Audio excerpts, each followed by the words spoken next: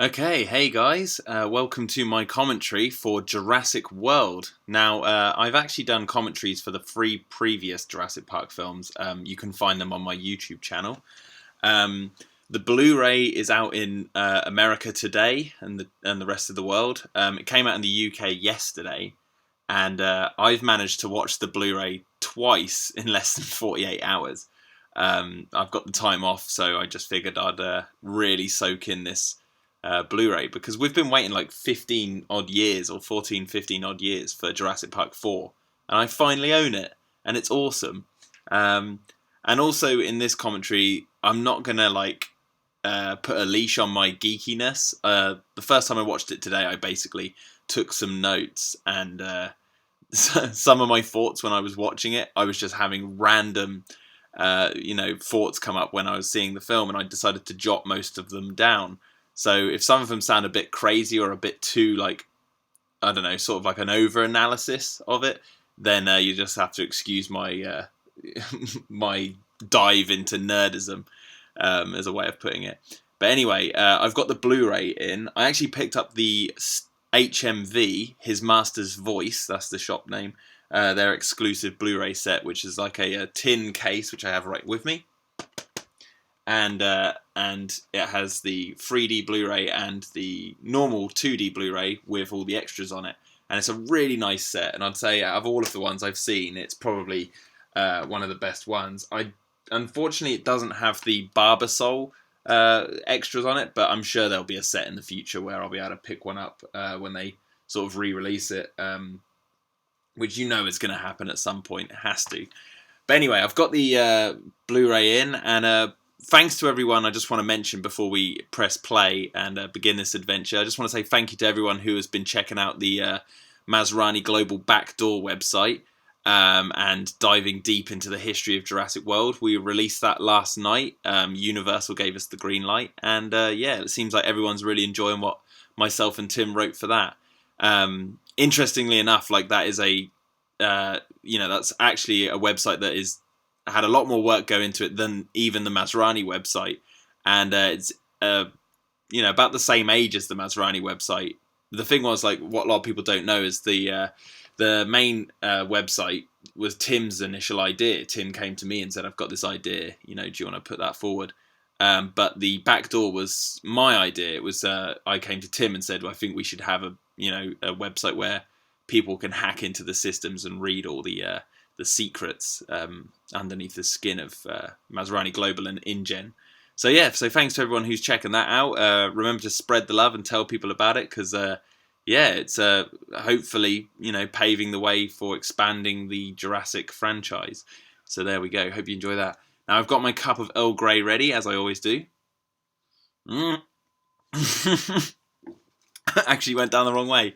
That was punishment for waffling on then. People are just saying, play the film. So I will. So I've got the Blu-ray in, and what I'll do is I've paused completely at the beginning, so the timer is saying 000000, and so I'll press play in 3, 2, 1, play. And it is now starting. The Universal logo, the brand new Universal logo, is coming in with the sinister music.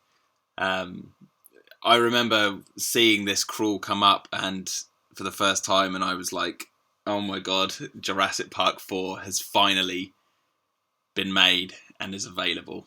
And as for those of you obviously we worked on the Masrani website, so we might sound a little bit more biased towards this film, but I genuinely believe 100% that this film is, in my eyes, it's up there with Jurassic Park and The Lost World, as my favourites in the franchise. Jurassic Park 3 I do love, but it's if you want to know my thoughts on Jurassic Park 3, go and listen to my commentary for that. But there's the legendary logo, something new for the Jurassic franchise, and we fade in and see the close-up of the Indominus egg. And right off the bat, you can tell that, the franchise is now literally being born in front of our eyes as kind of like a new franchise. This isn't the same animal that we've known before. I would argue that, in the world of cinema that we have today, the different breed of cinema we have to what the 90s was when the other films were being made. This feels as close as we're going to get to like an Amblin film and like the original Jurassic Park movies and like, or those movies of those nature. And it really does feel like one of those sort of films to me, like Back from the Dead. And I loved it. And I still do. The CGI on that Indominus's eye is just incredible. We've come a long way since 1993. Now, I'll get this out of the way as we're here. This bird foot is the only thing I would have changed in the film. I wouldn't have changed the joke, but I would have just used a real bird. That's just a creative choice of mine, mainly because, you know, the birds at the end of Jurassic Park, you know, they're not CGI'd. You know, the ones Alan Grant's looking at, the pelicans, they weren't CGI'd. You know, they were real, and it was kind of like to cement the message that, you know, the dinosaurs are alive today in bird form, and having it CGI is a bit distracting from that. I like the joke. I think the joke works still, but personally I would have just filmed with a macro lens a real bird's foot. Literally, probably my only change to this whole film. You know, I really think they did a fantastic job with this movie. You can see that it's snowing, and we're at Christmas time. Fans are debating when the time period of this movie was set, mainly because of our website, the Masrani website. And the Masrani site was basically playing into the film's release, but also all I have to say at this point is we haven't forgotten that the dates are all like sort of jumbled on archived logs and stuff, so that might play into something later on. But anyway, so here we go. We cut to the airport and we see Gray and Zach being led off by the parents. And the more times you watch this, you notice subtle things like, look at the expression on the parents' face. They're like, they know something that the kids don't, and that's why they're like sort of making this trip seem special. And Gray looks a bit like, you know, confused by why they're going on this trip, and you know, it seems like it's come out the blue for him. But Zach, like being the teenager, he just doesn't care. He's like, you know, closing himself off to the world around him.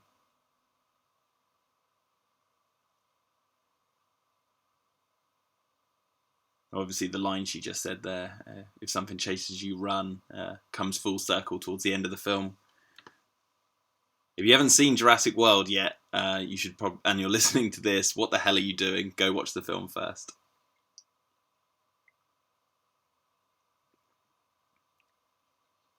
There we go, we get the first sense that they're getting a divorce. And he says Claire can handle 2 more people on the island.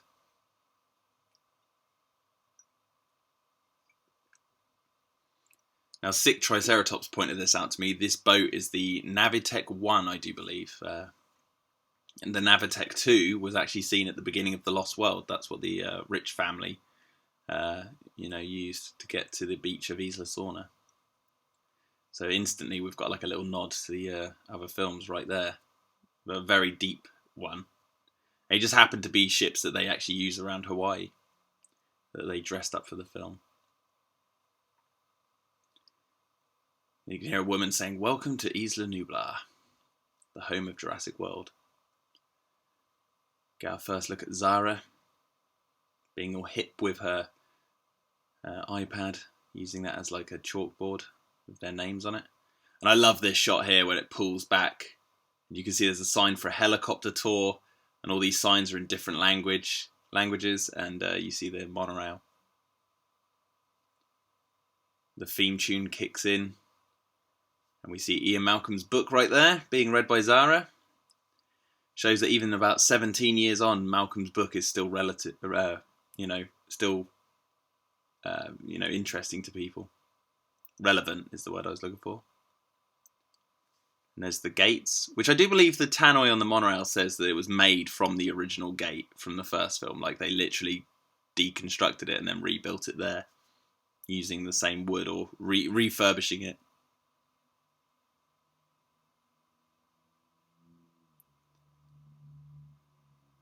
I love all this, like getting a view of the inside of the hotel rooms, like just a brief glimpse of like what it might be like to stay there. And it actually kind of looks exactly like how I imagine Hammond's, you know, bungalow to look in the novel. big reveal shot of Jurassic World.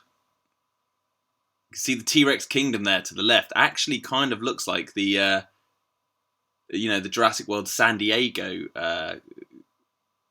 park that they were planning to build. If you look at the way it looks like a coliseum with the gates that lead into it, there's definitely some sort of design aesthetic that's bled over. I can guarantee it. And here we're introduced to our main character, Claire.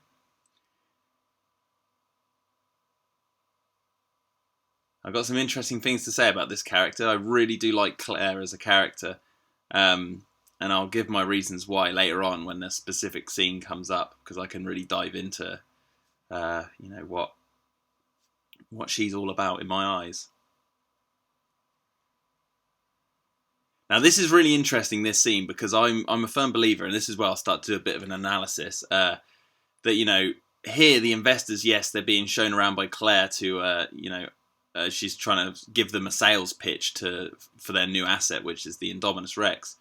But on another level, this is like the film breaking the fourth wall and talking to the audience. The audiences are the investors. They're sitting in the cinema going, why are we watching Jurassic Park 4? And Claire embodies the film actually telling you why you're there in some weird way. She's like, so when you want to sponsor an attraction, what do you want? And they say bigger, louder, more teeth, which is, well, we want to be thrilled, like he's just said there.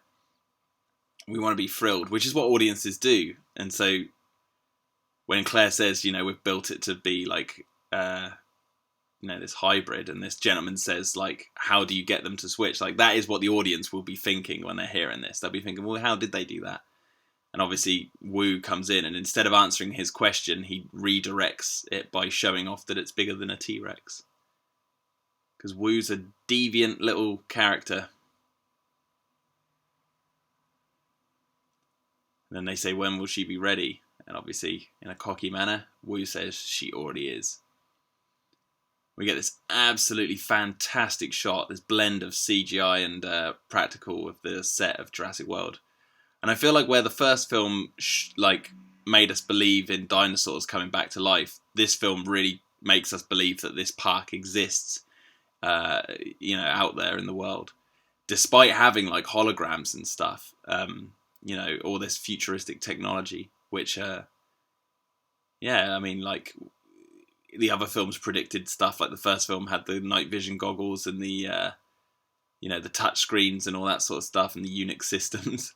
And obviously the second film had the GPS locators and satellite phones, and the third film had 3D printing. This one has a lot of stuff because it's an open park.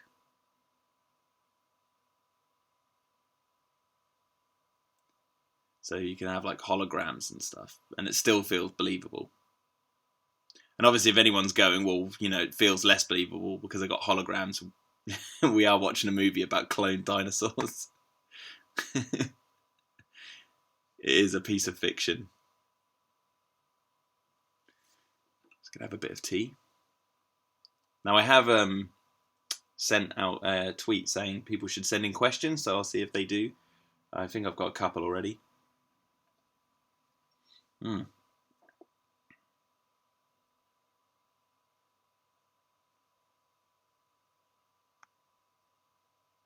I've just seen that the Jurassic Park Twitter account has just posted Dinosaurs Rule the Earth, Jurassic World, now available on Blu-ray. So that is a retweet right there, I just have to say.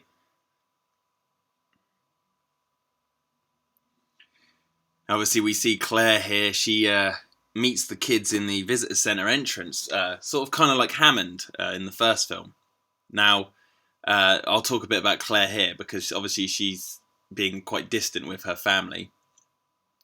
Her phone's always ringing and buzzing. She constantly holds it in her hands like she's, about to, like she just did there, look at her phone. And she walks through the hologram like she just doesn't care about it. And this is because I firmly believe that the character Claire, and also, as we'll see in a few minutes, the character Masrani, I feel like those two are the embodiment of Hammond, just split, like as his personality split into these two new characters. So Claire is like the park manager overseeing things, making sure everything's all nice, but doesn't necessarily have a great connection with the family, because Hammond was kind of like that. His grandkids, he didn't go out with them into the park. He stayed in the control room. And Masrani is, the money side of things, and the naivety. They both obviously embody some of the naive factors of Hammond, but yeah, I mean, obviously Claire's dress sense even looks like Hammond, and she's more stern and like cold at the beginning, and Masrani is more playful and sort of a hands-on guy. And obviously, before I forget, I must mention that Lowry is pretty much the fans. He even says the park is legit. The first park was legit, and that the Indominus Rex name is terrible, and that they should have real dinosaurs, not hybrids. He's literally like what the audience is saying. And this isn't new to the Jurassic Park franchise. Like, right from the first film, they have characters that are like pointing out the obvious, but they live in a world where not everyone listens to rational thinking, which, welcome to the real world. That is what happens. Yeah. I could bring up loads of examples, but I'll go on massive rants.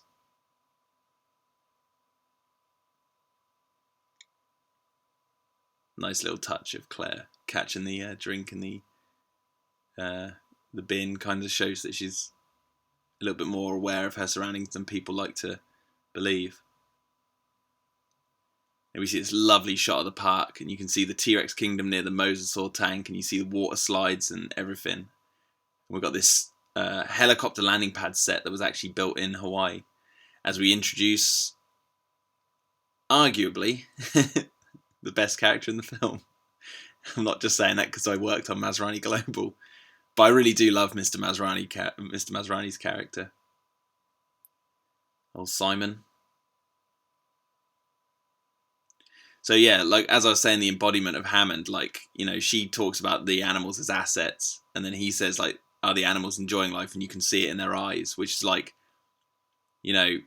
Hammond did care about the animals.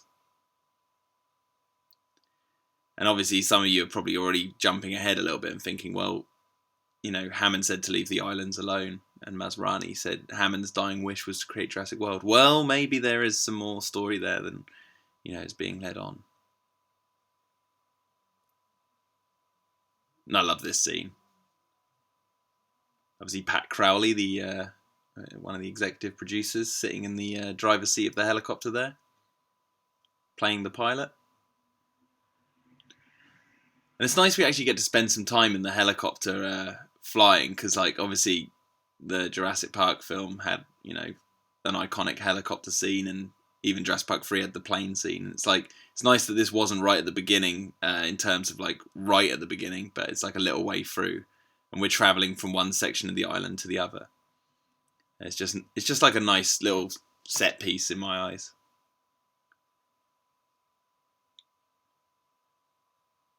And obviously when he talks about how Jurassic World makes people feel very small in the world, and that's what he was aiming for.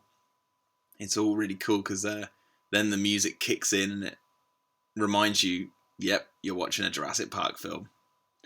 And I kind of like that they actually don't have the music like necessarily playing over just a shot of a dinosaur, because Jurassic Park 3 kind of did that to try and emulate the ooh, like moments of like looking at the dinosaurs. But Jurassic World picks us up in a future, not from now, but like a future from the last film we left off, where dinosaurs are the norm. Like, we've managed to create a park and sort of start our relationship with these animals properly. And, obviously you need stuff to go right for stuff to go wrong when you make a movie. That's every movie ever made. Like, you need a little bit of something to go right for everything to go wrong. And, for a franchise to be away for 14 years, the best way to bring it back is to start it off in a place massive. Start it in a really big place to really crumble it down. And really look at it from a different angle. And so that's why I kind of like the parks open idea. I had to be won over by that originally. I didn't necessarily enjoy that when I first heard about it. I was like, oh, an open park, really? Okay. But over time, I've actually really thought about it, and it actually is quite the logical route to take. And in retrospect, looking at the film now, it definitely was. This film is fantastic.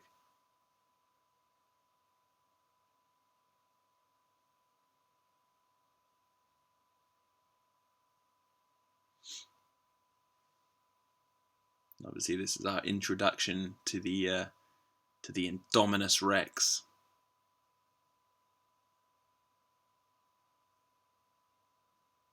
The new big dinosaur.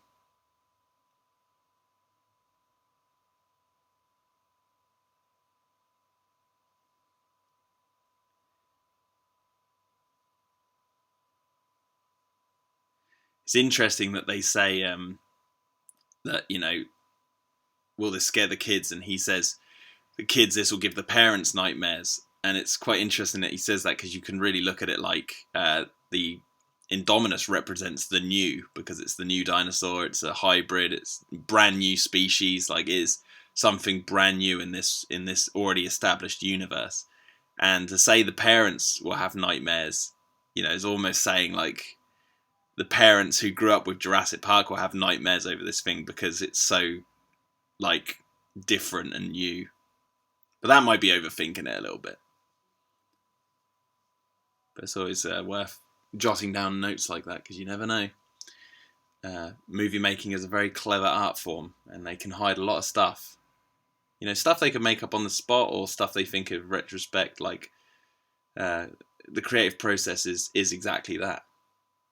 And especially when enough care and attention goes into it, you can really notice like so many layers at play. Whereas like someone will watch Jurassic Park and go, oh, it's just a dinosaur movie where people get eaten by dinosaurs. But then everyone who are fans of that movie, like, more than the average viewer, would be like, no, there's so much more going on with that. And I believe Jurassic World fills those shoes as well, in a very big way.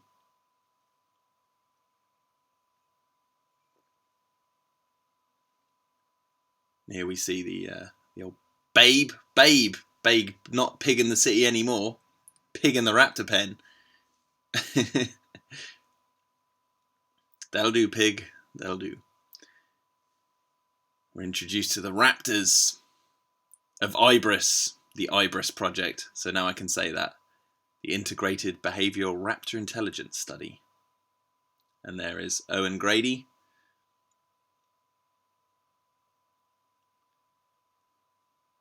They really were testing new grounds with this CGI. And, some people don't like it. I myself, I love this sort of stuff.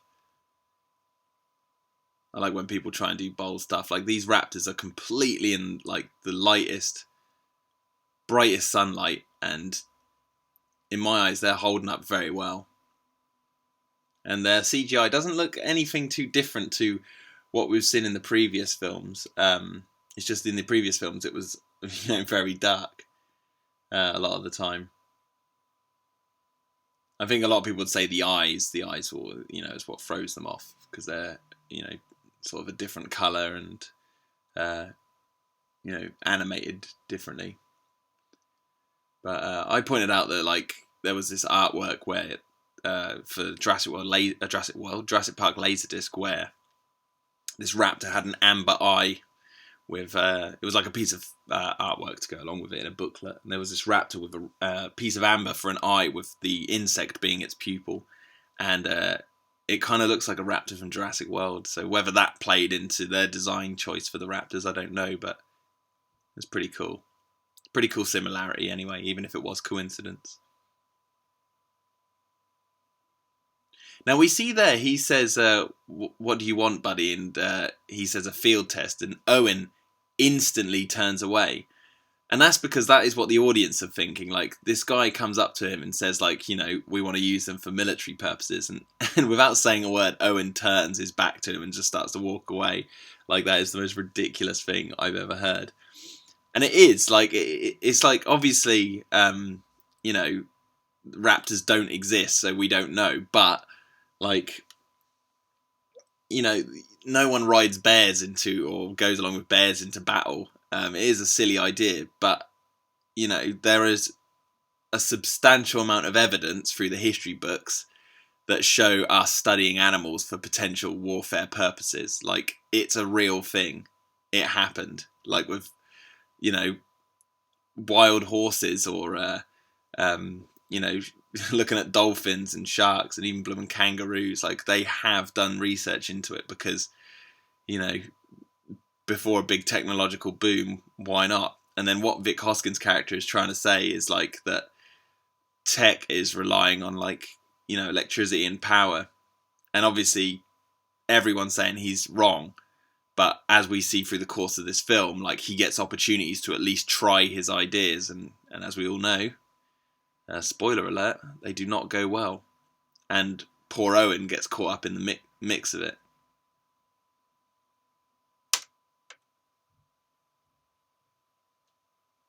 So I like Hoskins as a villain. He's not, well, not necessarily like an evil villain. Like, he really does believe in what he's doing, and it's interesting because the Jurassic Park films have always kind of been like that, where the bad guys don't necessarily do very, very villainous things, and they just come from a different sort of moral standpoint. And I think it was Jack de la Mare of the Jurassic World Dog podcast pointed out, like, he doesn't twiddle his moustache and go, like, I will kill you if you stand in my way. And he's right. Like, that's so true. And everyone tells him that's a silly idea. But there are some people out in the world kind of like that. You know, they get their mind fixed on something and they won't let it go until they see it through. And then it's a classic case of be careful what you wish for.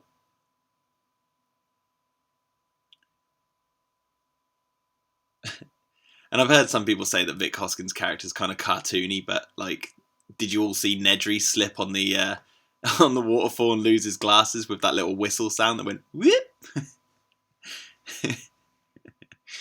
It's not like we haven't had cartoonish moments in the series before. There goes Babe. Babe's been killed. Now this is awesome. The Raptors are closing in, and they don't quite know what to make of this because this isn't a mouse being thrown. It was unpredicted. The Raptors don't quite know how to act.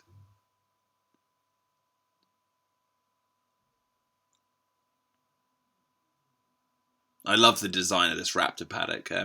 When we spoke to Ed Verreau, he, the production designer on the podcast, he explained how they designed it on like a sort of makeshift military sort of looking base where, like, it looked like it could be picked up and moved at any time. Like, it was like flown in and dropped with crates and stuff. So, like, if they had to abandon it, they wouldn't lose so much. But it's strong and sturdy. It looks functional, and I like that what you don't necessarily see, you know, all too well, admittedly, but when it does the pullback camera shot, you can see that there's like another hexagon that goes out into the forest behind it. So they've got a big foresty area to run around in. That's where they were chasing the pig at the beginning, and it looks like the jungle where, like, Muldoon and Ellie are kind of hunting the raptors in the first film. So they kept, you know, the raptor environment in line with what we've seen before.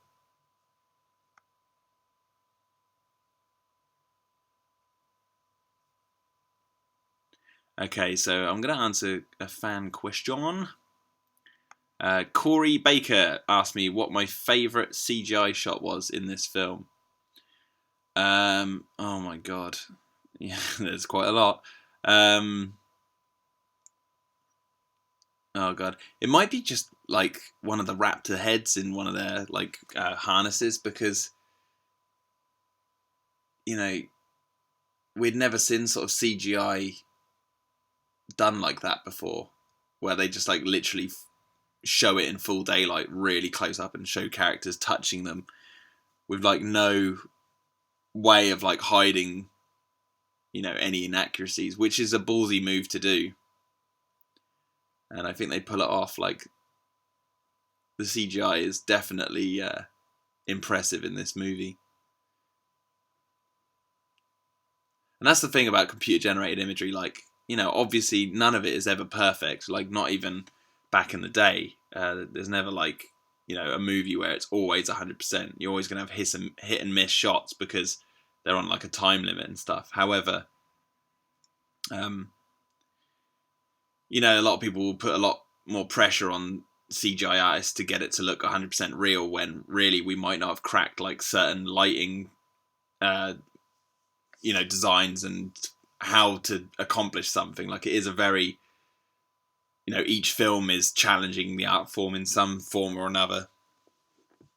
And I really do think Jurassic World has like taken a new step in a new direction, especially on Blu-ray. Like, it looks gorgeous. And here we're entering the T-Rex kingdom. Now, this shot where the person throws the flare down is amazing, because they're like up in a high hide in the redwood forests. Kind of looks like the Lost World. And they're throwing a flare towards the goat, which is kind of like the original Jurassic Park. And they're using the flare to lure it. And yeah, it's really cool. A lot going on in that shot.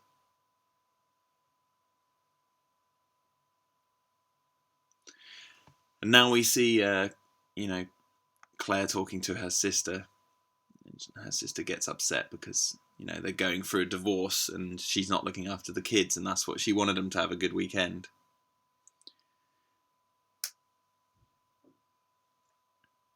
And the whole divorce subplot is like merely there to get the kids on the island, help Claire understand, kind of make her think about things a little bit more outside of her world of running Jurassic World.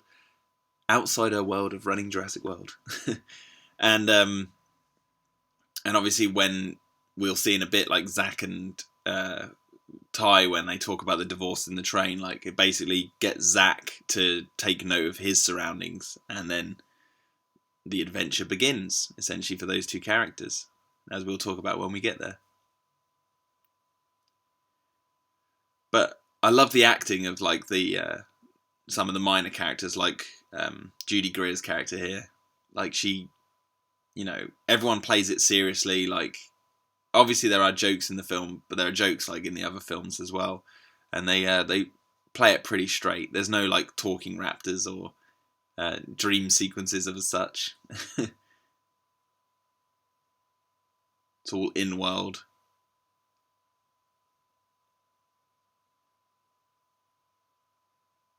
A friend of mine pointed this out the other day. They said that it's funny because Owen's living on the island in that shack, and this is a billion-dollar investment company running this park. And when they hired Owen, they were like, "Do you want the state-of-the-art bungalow near the hotel?" And he's like, "Nope, just ship over my rubbish caravan and put it by the lake." He definitely likes living on the outskirts of things. But he's a sort of like an old school classic hero.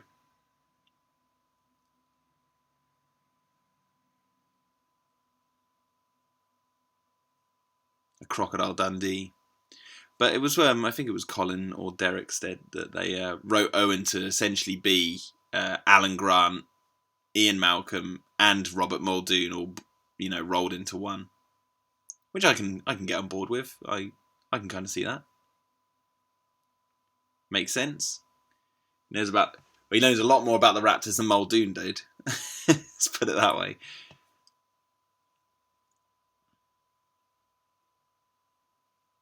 And here we see them bickering over going on dates. And this scene very much reminds me of like the Ian Malcolm Sarah discussion inside the RV trailers in the Lost World.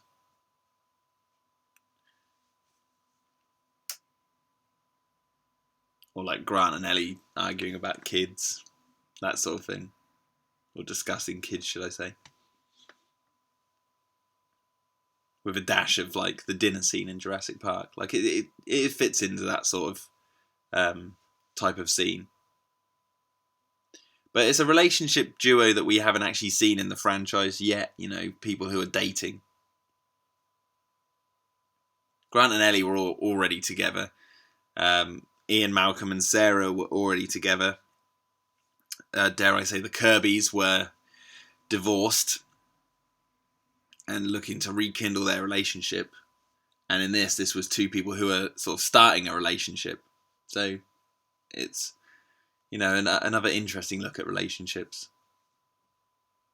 Which if you want to, hear more about nerdy talk about that, then you should watch my video called Jurassic Control in Jurassic Park on my YouTube channel. I go into sort of parenting and relationships a little bit more.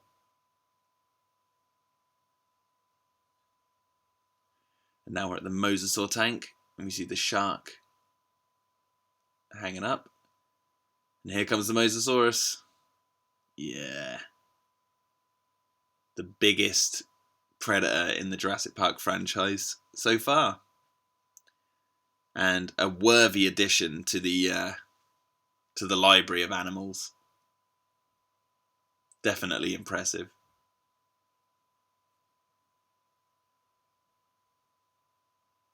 Although, I am, I don't want to be too picky, but I am in the party that would have liked to have seen more of it swimming under the surface.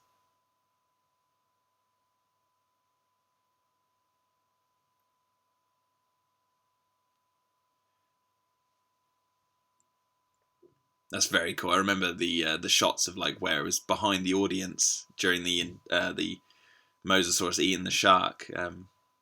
I remember being in the cinema, and it kind of looked like that we were sat with the audience watching it. So the cinema screen became the windows, and in 3D it looked fantastic. There you go, Owen again being the audience watching the film. They're dinosaurs, wow enough, and then he laughs at the name Indominus Rex.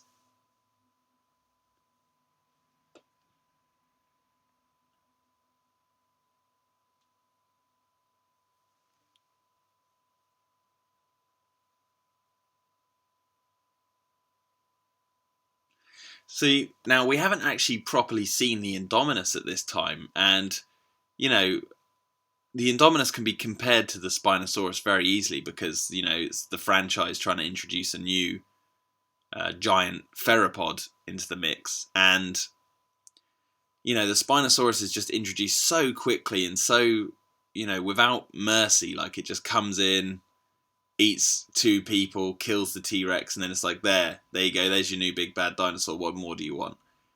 Unapologetic. And, that didn't really sit right with a lot of fans. Whereas the Indominus has quite a big build-up. You don't see it for a while. And they're always talking about it. And, we're quite a way into the film now. About 30, nearly 40 minutes, and we still haven't seen the Indominus. Actually, no, about, what was it? Half an hour? About half an hour, yeah. We haven't seen it yet. Not in full. And we've still got a couple of minutes before we do, actually.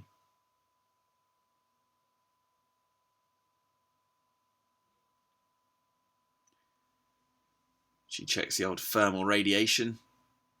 The thermal signature coming off the body.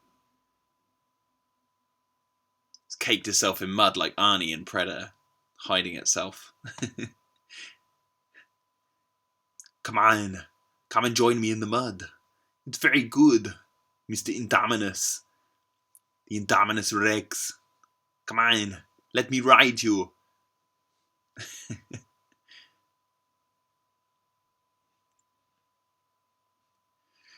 So here you go. She says, it's got an implant in its back. She can check it from the control room. So on her way to the control room, she gives a call ahead to see if they can scan for it. So essentially, she's panicking, which you shouldn't do. You should be calm and collective. But this is where sort of her first mistake lies.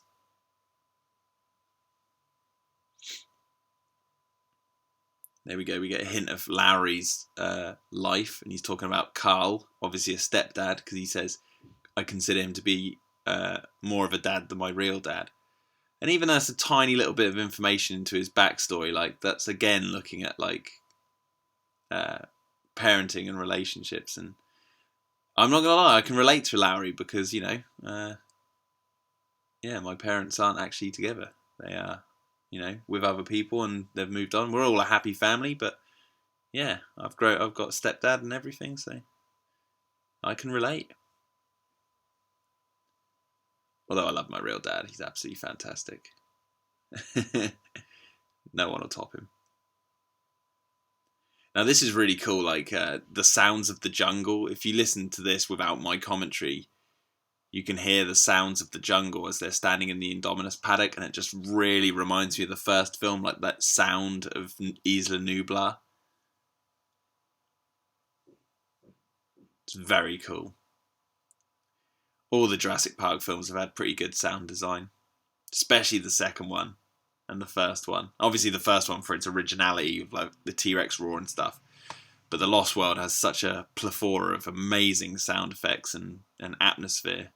And this one, I'd say, does as well. Especially on Blu-ray, I can hear it a lot clearer than in the cinema, because the cinema, it's all surround sound, whereas this is just coming off my TV.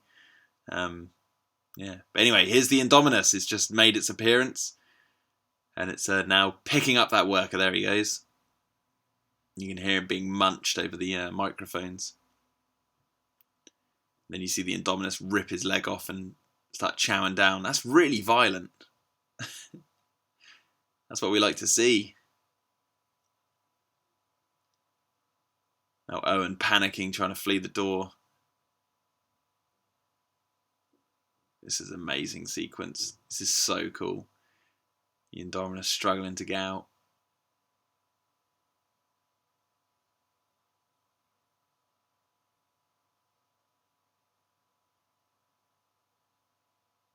This is very Jurassic Park, isn't it? This whole hiding under this giant crane.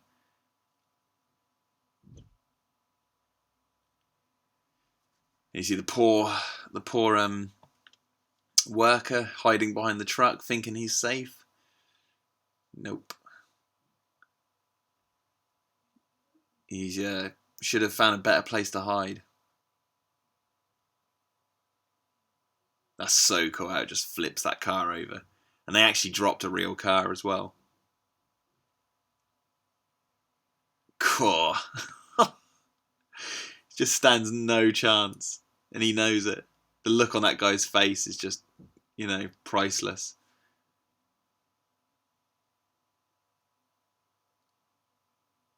Now the Indominus obviously saw him go under there, but is sort of sussing whether he made his escape at some point, so it's sniffing him out. I've never noticed that. The crane has the Jurassic Park logo on it. That's pretty cool. Never noticed that before.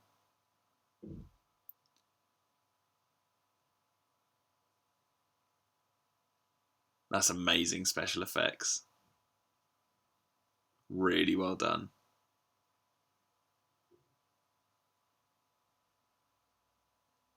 Very, very realistic looking.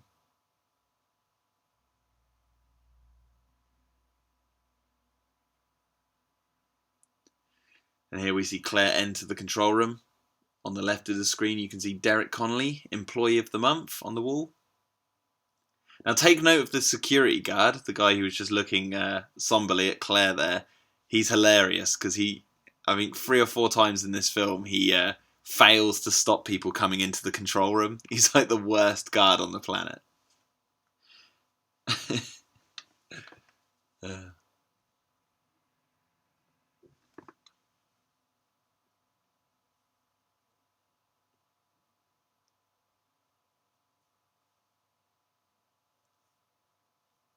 I love this scene. Masrani telling people that the very existence of this park is predicated on our handling of incidents like this. He's a cool guy. He's flawed, but he's a pretty cool guy.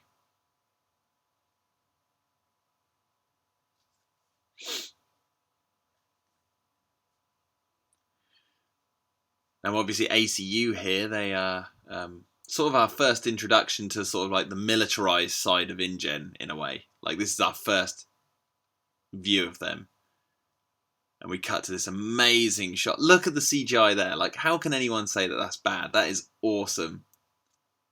Like, obviously you can tell it's an effect, but I can tell, like, that Talos is an effect in, Jason the Argonaut, so I'm not complaining about it. There's always an artist behind it, and they put all their work into it, and, a lot of the time it goes unappreciated. But like this, because obviously they blended it with those maquette heads, it like perfectly blends CGI and animatronic together. It literally uses both tools at once, and then you get effects that like look like this, and in my opinion, they just look amazing. Like, I never thought I'd see a raptor head that close up. And like in those harnesses, they look like something straight out of the Kenner toy line come to life. And that's what I love. That perfectly, for me, that perfectly like nails the, hits the nail on the head. And that's what I wanted to see from a Jurassic Park 4. He's touching Delta. That's my favourite raptor in the film, is Delta. And I like that Vic Hoskins says, "Oh wow," like when he's touching it, because you would, wouldn't you? You're touching a Velociraptor, it's like, holy crap. Now, people have pointed out that Vic Hoskins doesn't know what Code 19 is. They said that he's the head of InGen security. He should know what Code 19 is. And in some ways, yes, he should. But I think they're not telling us something about Vic Hoskins. But from what we wrote on the Masrani website, love this music over the Gallimimus, by the way, and this shot in general, actually. That Vic Hoskins is actually the head of InGen security. He's not necessarily head of the park security. So he oversees InGen security sector across the board, like not just for what's on Isla Nublar. It states that pretty well on Masrani Global, I think. Or at least I hope, anyway. So that's why he might not know what Code 19 is, because that might be an inside coding system that the Barry and the rest of the crew have started to implement. And here we've got Zach and Gray talking about the divorce. And you can see in Zach's eyes, he didn't actually expect this. Now, this is really important to their character arc, because Zach was just complaining about, Gray wanting to look at the dinosaurs and do all the kiddie stuff. And then he suddenly finds out that Zach's actually been, that Gray, has been harboring these like sort of emotions, and he's worked out like what's going on with the parents, and Zach's basically saying he's got to grow up and stuff. And he says like, you're going to get 2 of everything, 2 Christmases and stuff. And that's sort of like, a metaphor as well for the Indominus. Like, you want more, bigger, badder, more teeth, all that sort of stuff. And you want 2 of everything. It's like, no, I don't want 2 of everything. I want things to be all right. And obviously that now puts Zach on a path of like, wanting to entertain his brother and look after him, which is something we haven't had in a Jurassic Park film yet. With the children characters, we haven't had them actually defending themselves, because I think a lot of people overlook the fact that the kids in this film, despite Owen and Claire going out looking for them, they make it back to the park by themselves, because Zach is growing up. Like, he's a teenager, he takes responsibility for his younger brother, which is his whole character arc. And that is why, like, I think personally, I really do think Zach and Gray are my favourite child characters from the Jurassic Park series so far. I know a lot of people out there going, what about Lex and Tim? Obviously, I do love Lex and Tim a lot in terms of characters, but they do bicker with each other the entire time through the film, and very rarely do they work together. Like, even up to like the kid, like obviously they make climbing over the fence a competition. Lex doesn't go up the tree to help Grant get her brother back. She puts the torch on. They bicker trying to get the torch light off when the T-Rex is there, and even all the way up to the end of the film where they're like in the kitchen and Lex like waves Tim to come down, as the raptors are hunting them, and he shakes his head. He doesn't want to do what she says. They do end up working together when the freezer doors shut, but I feel like their characters, they are like, what some brothers and sisters are like, some siblings, but also some siblings are like Zach and Gray. And I like the idea of, a brother looking out for a younger sibling, albeit sister or brother. Anyway, I'm talking about kids over the ACU people hunting the Indominus, and we're now seeing that Owen's about to say that he knows that she remembered where they put the tracking device in. Now we see the drips hit his arm in 2 different places, because chaos theory, it never drips in the same place twice.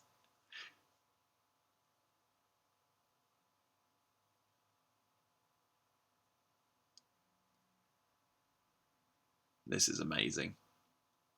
This is like something out of a Ray Harryhausen film, in my eyes. It's the Indominus. So cool. And Hamada's like, he's like the new Muldoon. He just, oh god, dead. Now, why I said this is like a Ray Harryhausen film is because they have those taser like spears. It's like watching, 1,000,000 years BC, where like the cavemen have spears and they're defending their camp from the Allosaurus. And that net gun is so awesome. The way he just like gets the Indominus's head.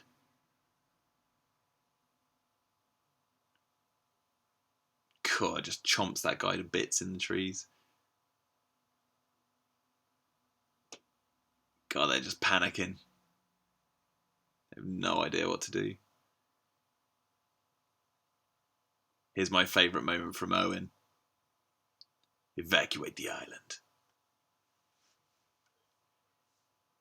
Evacuate the island.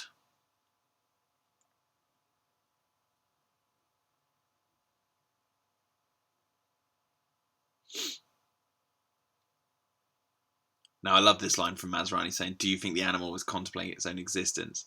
And he says, it's basically trying to find its way up the food chain. That comes back in an important way later on, but I'll get to that later on. Now, it's interesting to note that Claire says, I'm not turning this place into a war zone, because obviously the film deals with like Vic Hoskins wanting to like use the raptors in a war zone type scenario. So obviously this film is dabbling in like, the animals being used in military use. And a lot of people seem to think, and I don't know anything about this before people start speculating, but like this is my own guess.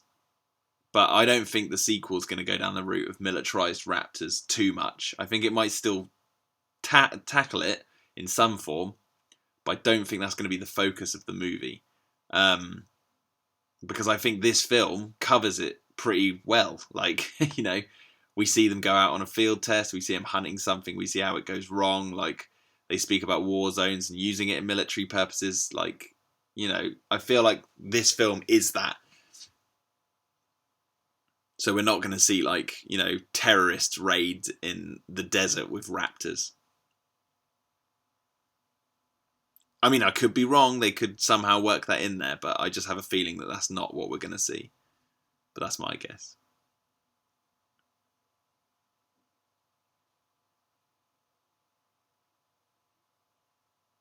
Obviously, Zach being called out. Made to look like a fool.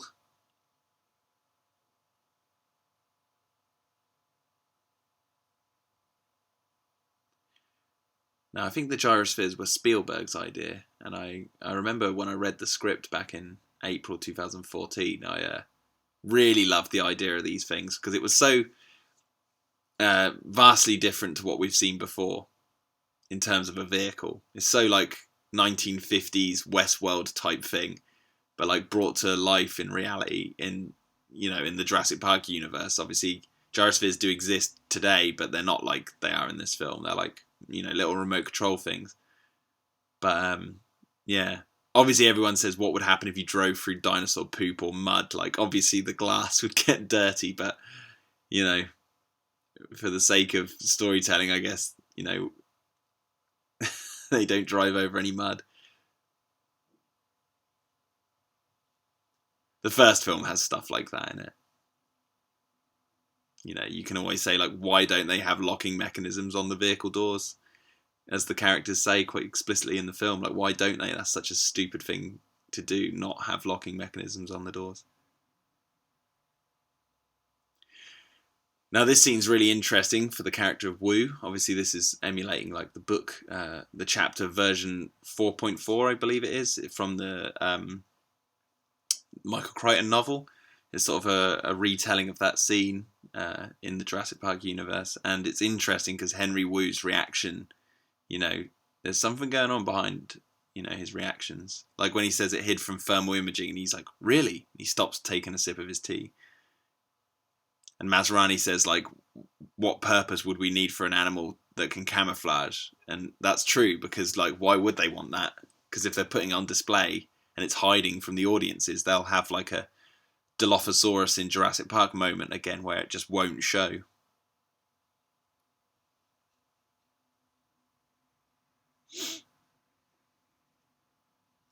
And obviously, like in true Michael Crichton spirit, you have conflict of interests between the characters, the drama. And it's never like, you know, a villain twiddling his moustache or anything. It's like they cement it quite, you know, in our reality to some extent. Hyper reality is what I like to call it. So like Wu doesn't believe he's doing anything wrong to an extent. He's dubious. He might think there might be some strange moral implications. But Masrani's telling him he's like flat out wrong, and that's no different to like Ian Malcolm telling Ludlow where to stick it, or you know, Malcolm arguing with Hammond in the first film, or even Grant arguing with Billy Brennan in the third film about what's morally right to do.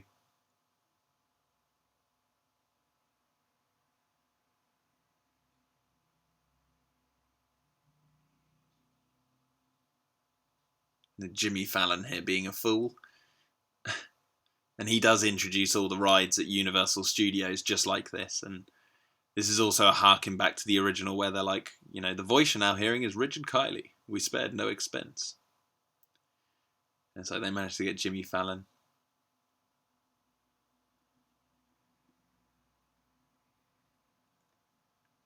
And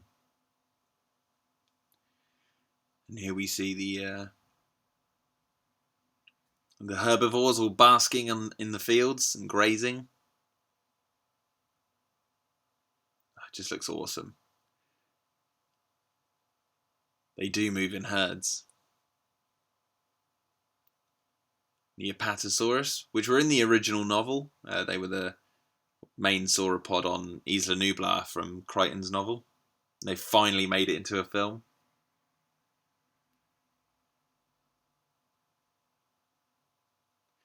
And I'm one of those people that, you know, I agree, like, they could have put, like, way more colour into the dinosaurs and made them really vibrant, but the Jurassic Park series have always kind of had this sort of earthly tones to their animals, which give them a sort of more realistic look. But then when you get them in the sunlight, you can really see their sort of colour differences. Like the Parasaurolophus are more red, reddy orange. The Triceratops are like a very dark grey brown, and the Stegosaurus do have sort of green tints to their skin with the orange back plates, and the Ankylosaurus have like hints of bluey grey in them. It's all very subtly done, and why it works. And I'm so glad like that Jurassic Park 4 has come out and it's you know, kept to those earthly tones, because in Jurassic Park 3, obviously with the raptors, they made them very colourful, and they did kind of look cool, but I don't know. There's just something. I think there's another way of doing colourful dinosaurs that, you know, we haven't sort of cracked just yet. The Ceratosaurus, I guess, in the third film worked, but then again, if you look at it, it's not as vibrant as like you see on like the action figures and stuff.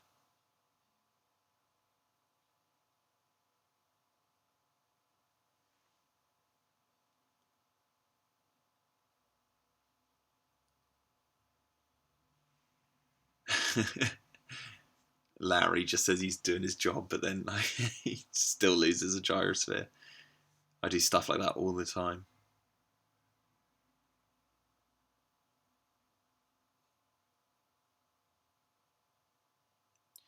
Now, I know we've gone past it, but like there was a close-up of Larry's desk when the gyrosphere was there, and you could see pictures, like Polaroid pictures of Larry with other people, like maybe that was Carl or like a family friend or something.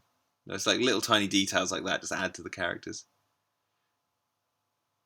Now, a lot of people think this is their, you know, this is the restricted zone, this is the top part of the island, but it's not. It's actually just a restricted area,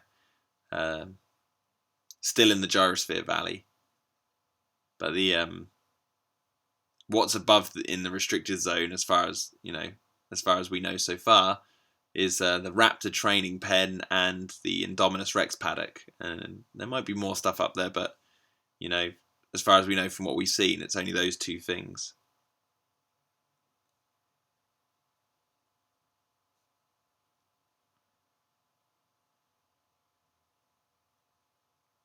Now Claire's panicking because she's just remembered her bloomin' nephews are out in the park. Now we're entering one of the greatest scenes in the film, in my opinion, the gyrosphere Indominus Ankylosaurus attack sequence. Those Ankylosaurus look so cool. And I love the roar that it does. You can already see the Indominus straight away. And if you look carefully, it is like kind of slightly camouflaged.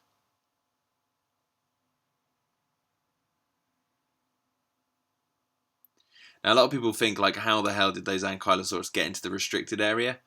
I like to think that golf buggy thing they find in a few minutes, the Indominus chased him through the fence, then ate that guy, then started to come back, and the Ankylosaurus were already in this area, and thus we're now in this position. Ankylosaurus gets knocked down by the gyrosphere, hitting its head. Oh, it's just such an awesome sequence. It's also so weird looking as well. This like ball flying around in the middle of these two dinosaurs. God, this fight is so cool. The Indominus tries to get its back and then quickly realizes it needs to turn it over.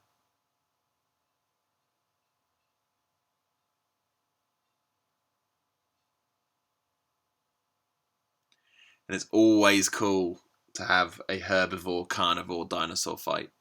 Like, we need more of that.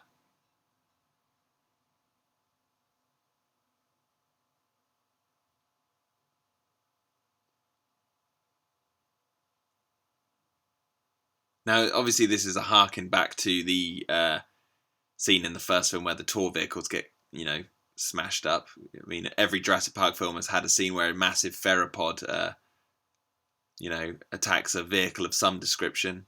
It just happens to be like something that, for some reason has to be in every Jurassic Park film.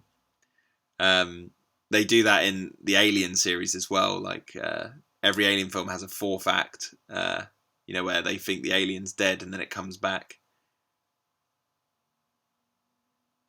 Oh, I love this. Like, it looks like the Indominus is like looking into the TV at me. It's pretty scary. And then, like a dog with a giant chew toy, it tries to eat tries to crack it open like a giant nut. This giant reptilian squirrel trying to crack a nut open.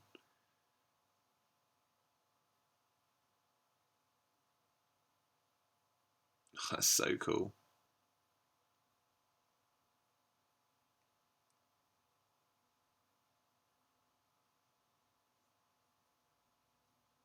This sequence is awesome. When it bursts out of the forest.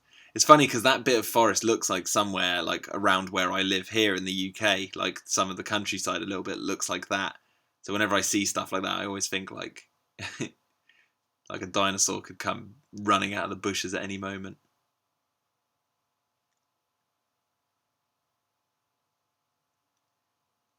I really do love how much the Indominus like uses its front arms. Like it's almost on all fours through the movie as much as it is on two legs. And when you start to think of it like a giant raptor, it starts to make a lot more sense. The mannerisms this thing has, it acts way more like a raptor than a T-Rex. But its size and bulk, like as Claire said, its base genome is a T-Rex. Like its backbone is a T-Rex, but the rest of it is all pretty much raptor. And obviously, like on the website, it says that they added like Carnotaurus and Majungasaurus stuff to it, and that'll be for like the back spines and the the skull shape and stuff. It's like they've literally designed it to look that way because they want it to look menacing. But the overall behavior and structure of the creature is a raptor and a T-Rex. And obviously, as it is an abomination, the Raptor and the T-Rex have to take it down. They can sense it's challenging. They sense that it's like challenging them as an entity on this island.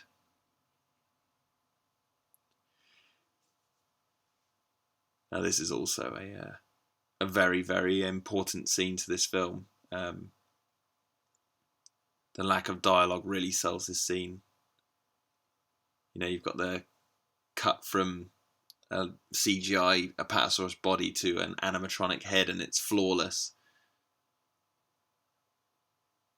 And I really love that the only scene in the film that actually uses an animatronic is like one of the most intimate scenes in the franchise. You know, this dinosaur is dying, and they see it off, and this really did get to me. When I'm not gonna lie, like when I saw this, you know, for the first time, I cried. Like I had tears in my eyes. I was like, oh, I just felt so sorry for this thing. And the sounds they used, they really nailed like the sound of it, sort of whimpering and, you know, swallowing quite a lot and chewing the air because it's confused and in pain.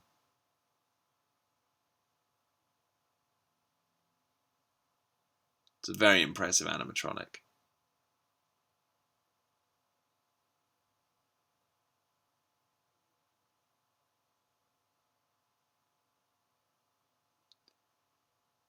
No, it's sad. It's quite funny though, and if you think about it, like that's an Apatosaurus dying on screen, and that's what happens in The Land Before Time. The Apatosaurus don't have, you know, a good track record with movies, especially this one, because now we cut and see, is it 5 or 6 more dead on the fields?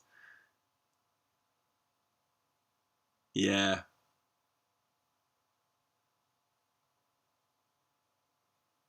5, 5 more.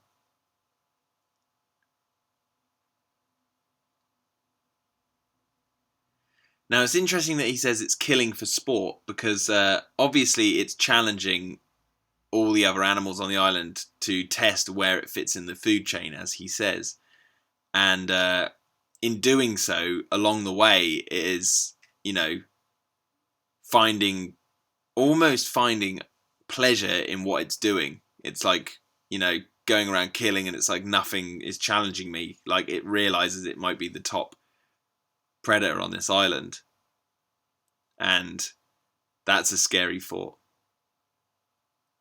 because we've never necessarily had an outright killing machine in the series. They've all acted more like animals, but this new hybrid is a monster. I do like the irony that the gyrosphere says, sit back and have a safe journey, when it's ironically already smashed up with dinosaur teeth jammed into its broken limbs.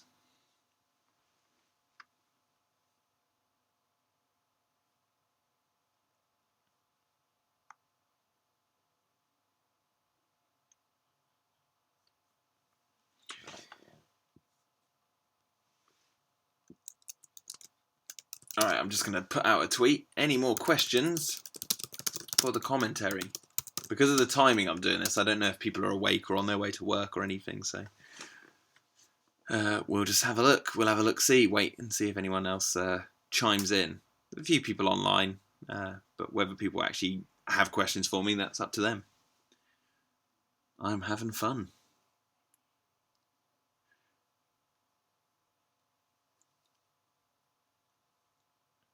So here we see that they're, you know, debating on what they're going to do.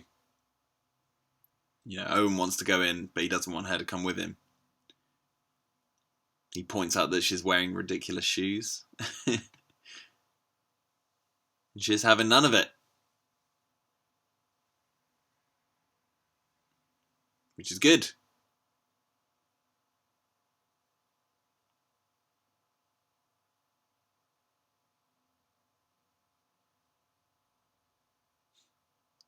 It's interesting because I'm watching this with the subtitles on, and when he said, "What does that mean?" it said in brackets in normal voice. So he obviously was shocked. His character was shocked by what she was doing. He was like, "Wait a second!" It took him out of his argument. He was like, "What? What are you doing? What does that mean?"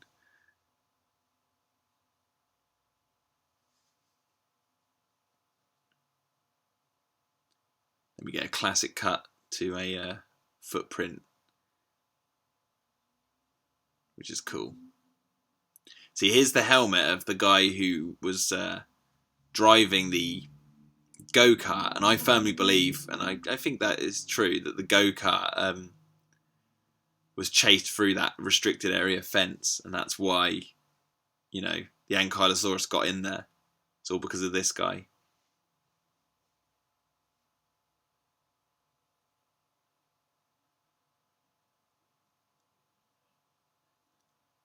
Now, obviously, this is a very nostalgic scene, you know, because we're now seeing like a part of the old Jurassic Park. And I think a lot of fans, you know, have expressed that they were surprised by how overgrown this was, and you know, that they would have loved to see more of it. I mean, I'm not gonna lie, I would have loved to see more of it. But in terms of like the way it's overgrown, I like to think that it's because Isla Nublar as a character itself, like, it literally just eats up anything that gets left there. And we also have to remember that, like, the deserted buildings and stuff we saw in the Lost World and Jurassic Park 3 weren't as old as this. Like, we haven't seen this place in 22 years. Whereas in 1997, that was like 4 years after Jurassic Park, and probably less when Hurricane Carissa wiped out Site B. And in Jurassic Park 3, it's sort of the same sort of deal. It's only 4 years after that, and we see a different area of the park. So, you know, seeing an air like this 22 years later, it's way more overgrown. The island has, like, literally eaten it up. And people say, where has the lake gone and all that sort of stuff? Well, the jungle's eaten it. It's gone. They laid the leaves on thick, and the mud and the wind and the rain, it's all just literally eating Jurassic Park. Which some might think is sad, but that's just the way of things, isn't it? Mother Nature asserting herself. But I did love seeing all this. And I like that, you know, we go into a different section of the visitor center, and we see like one of the garages. And I think they really did like nail the look of like what the garage at Jurassic Park might have looked like. Like, if you look at all the stuff on the walls behind, like, it really does look like, you know, a garage from Jurassic Park. You could imagine them actually, you know, filming a scene in this back in 1993.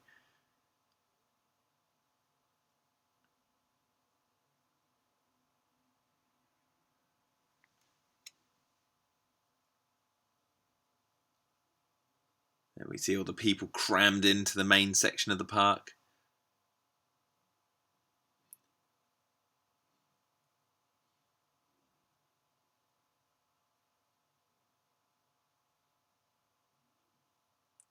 Is that security guard again? All he says is, "Sir." He's letting everyone through. That's funny.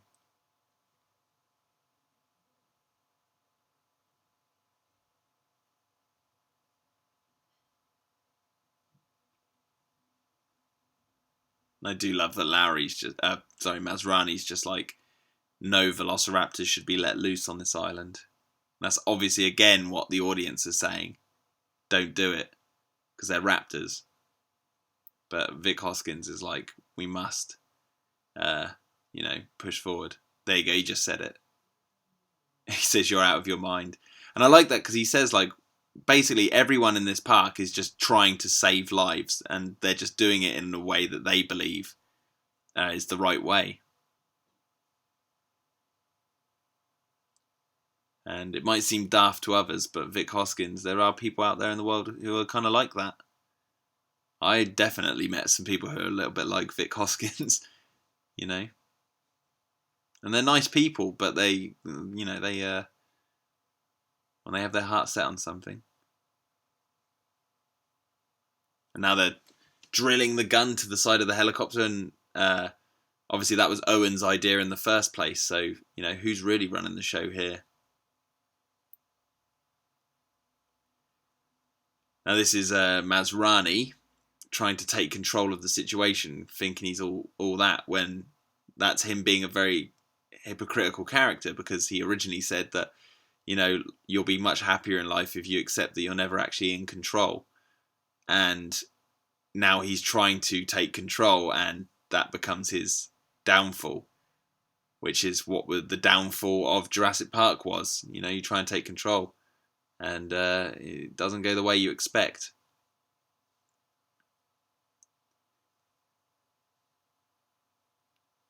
But if you do it with respect, you know, you can be like Owen and, you know, be a member of the pack, or you could be like Zach and reform a brotherly kinship, or like Claire, if you lose a bit of control, then you will find your way in the world.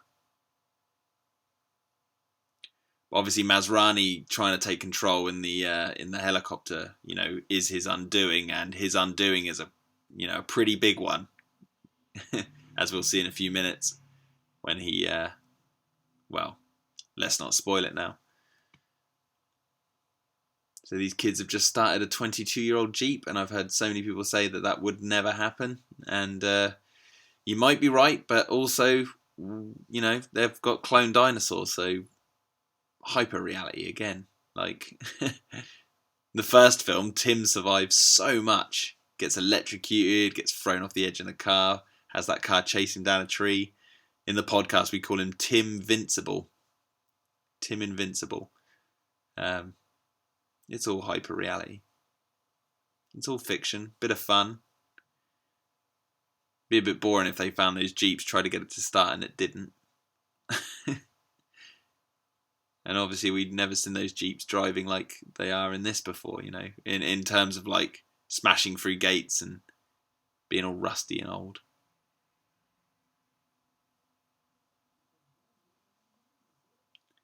So the Indominus Rex is now sniffing its way into the garage.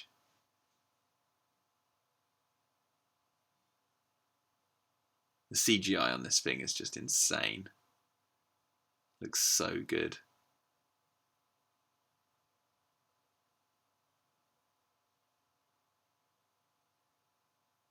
Oh, I just noticed that its hand was on the floor, so again it was on all fours. Love to have had a shot of it like from the outside looking in.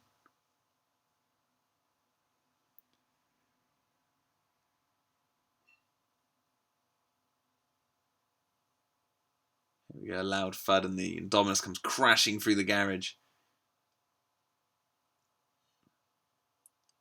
Smashing through. I love this little character moment where Owen turns around to try and take Claire's hand and she just runs past him.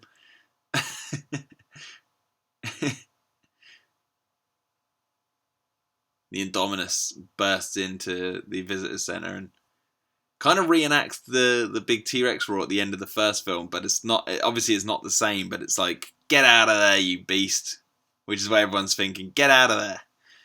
I know I'm thinking it. Get the F out of there. You're not the T-Rex.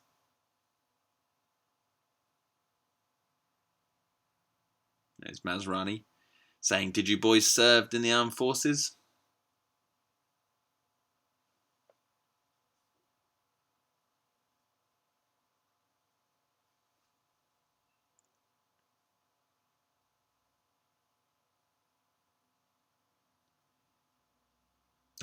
Look alive, boys. Look alive.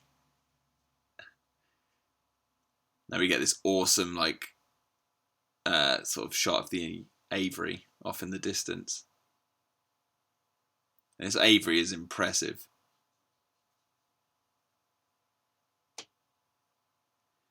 You notice that the Indominus's eyes, this is from what I've gathered, they go red. They change colour to red when it gets more angry.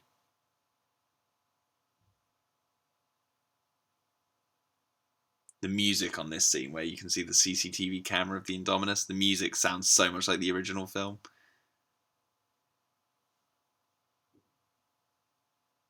I think it's the oboes going. The Indominus just taking, bites at the air towards the Pteranodons. Now the Pteranodons attacking the helicopter, that was, something that was originally in the Lost World Jurassic Park script, and was originally then going to be in the Jurassic Park 3 film, but then got canned, and it's finally kind of made its way in some form into Jurassic World, which is nice to see. And here goes Masrani. Bye-bye. Now there's your money shot right there. The explosion with the Indominus running away as it all goes wrong.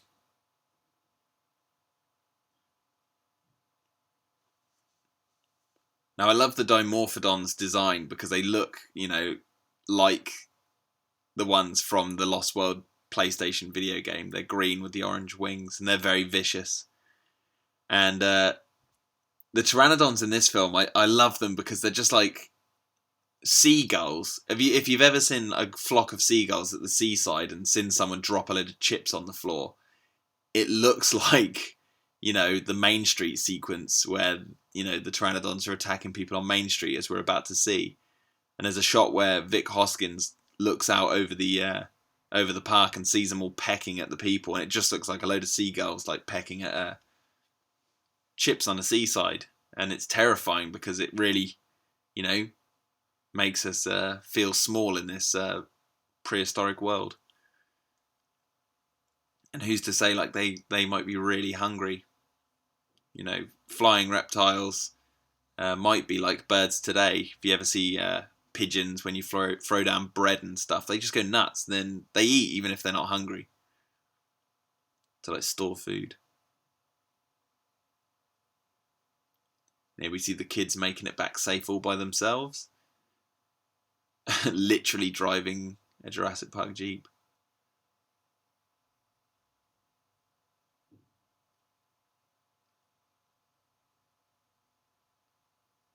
Now, the Blu-ray, really shows off the quality of the film, and because they shot this on actual film, not digital, it has this slight grain to it, which really works because it kind of feels like one of the old films.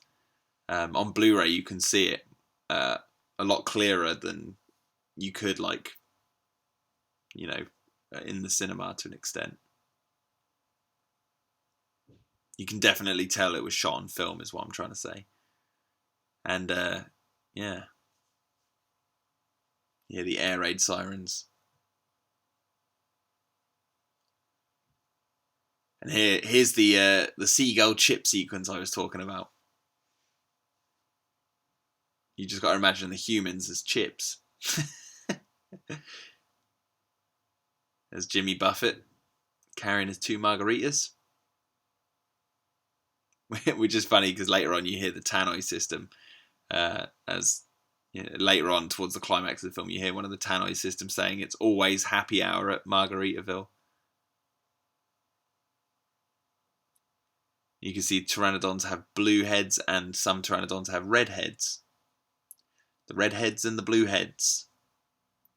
Which I like to think that they're, because they're genetically modified animals, I like to think that these Pteranodons are a mixture of the ones from Jurassic Park 3 and The Lost World. And it doesn't make for a good mixture.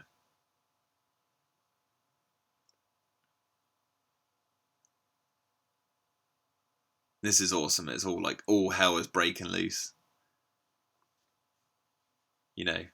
How many films out there can you say, are about zoos, going under? There's not many of them.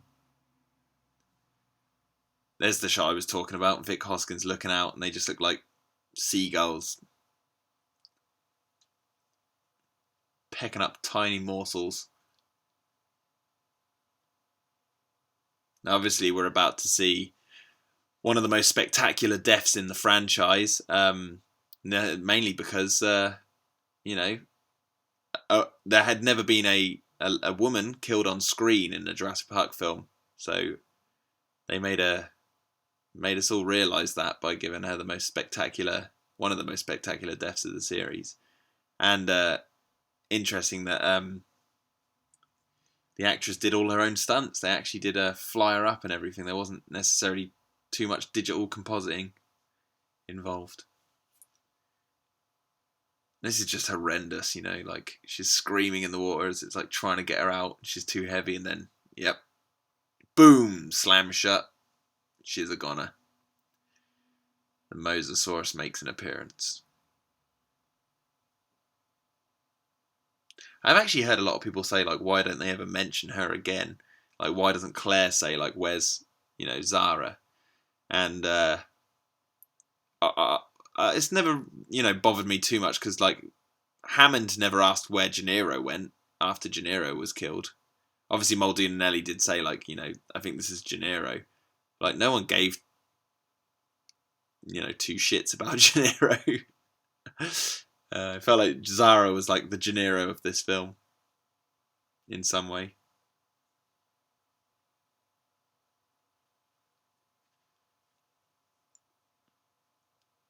And here we see Owen battling a Dimorphodon, a little vicious one. Too many times in the Lost World video game have I been in Owen's situation. Battling a bloomin' Dimorphodon. And here's the kiss. I like the kiss.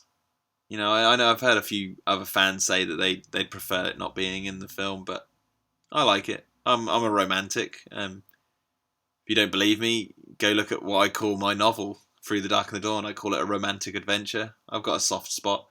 I like little heartwarming moments like that, and yeah. And I know, like, people are saying, well, people are around them dying and stuff, but it is a movie, and that is a very sort of Indiana Jones moment. But I kind of like that. I think it works, and plus, we haven't ever really seen a kiss in the franchise so far, and it was about time that they had like a character dynamic that sort of dealt with, two people sort of starting a relationship. There's that security guard again. Hey guys, you can't be walking up in here.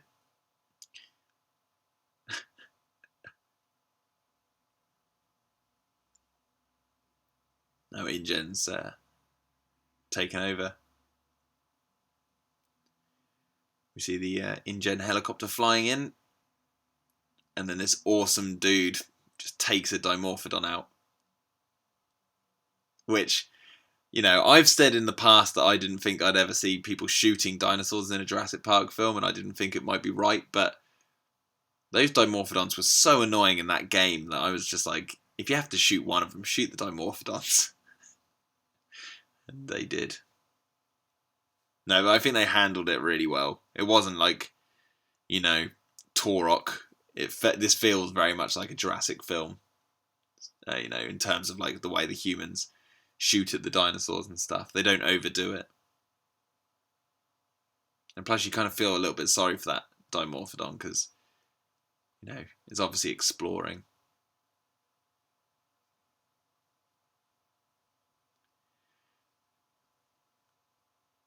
And I like this because they're like not necessarily running from a dinosaur here. They're reversing to get out of the way of a sea of tourists. Gotta get away from those tourists. It's like man is suddenly a danger factor in this panic.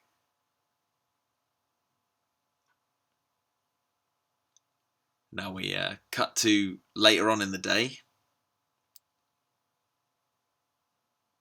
Obviously, most of the Pteranodons and Dimorphodons have been tranquilized or killed.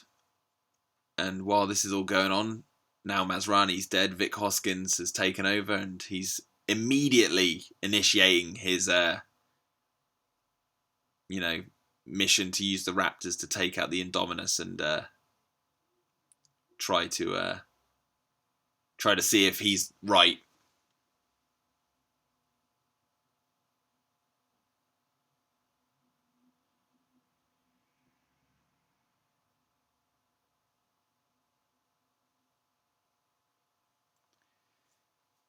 Owen swaggers out of that Jeep.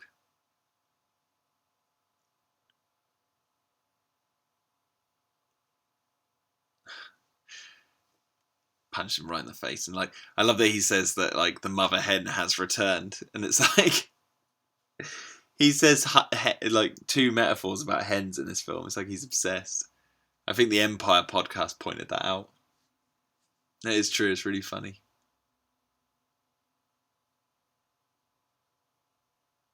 See, this is interesting what Vic Hoskins says. He's like, everyone's going to leave this island and you're going to read a news story tomorrow about how you save lives. And then he's like, no, better yet, how your animals saved lives. So, you know, Hoskins is trying... I kind of believe him. I know he's kind of like he's got other stuff secretly going on. He's not all clean as a character, but he is saying outright that he wants to save everyone on the island by trying this plan out because, you know, if it works, it works. We obviously know as the audience that he's probably got other ideas for them, but, you know, technically this test here is actually to save lives, but as Owen says, they're sort of way out of their depth and, you know, they shouldn't do it. But he's a salmon trying to take on a river, and Hoskins is the grizzly bear. That's one way of looking at it, isn't it?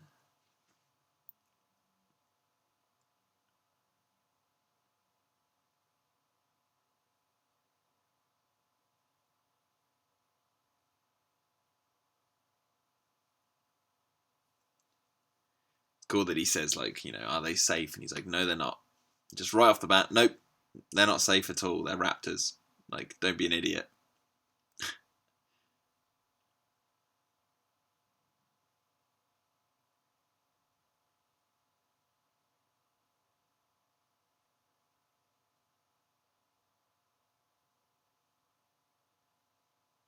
Now, I've got a question from James Hawkins24 on Twitter.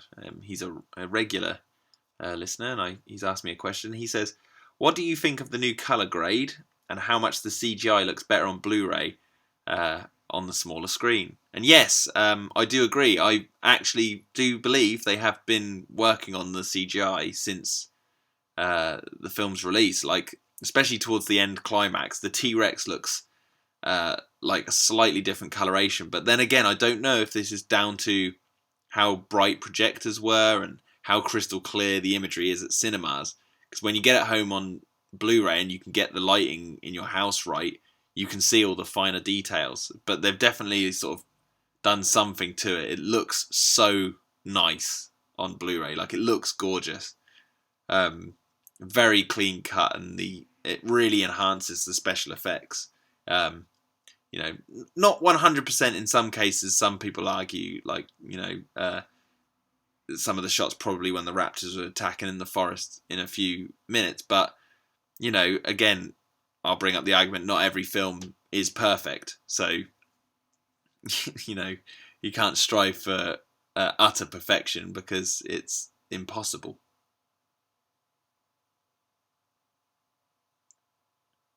But yeah, I do like the look of this film on Blu-ray, and I, you know, dare I say it, I prefer it to how it looked at the cinema because I can see more detail.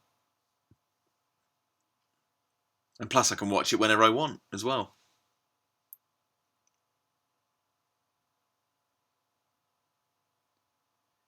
You see Owen giving the old clicker and letting him sniff the piece of Indominus.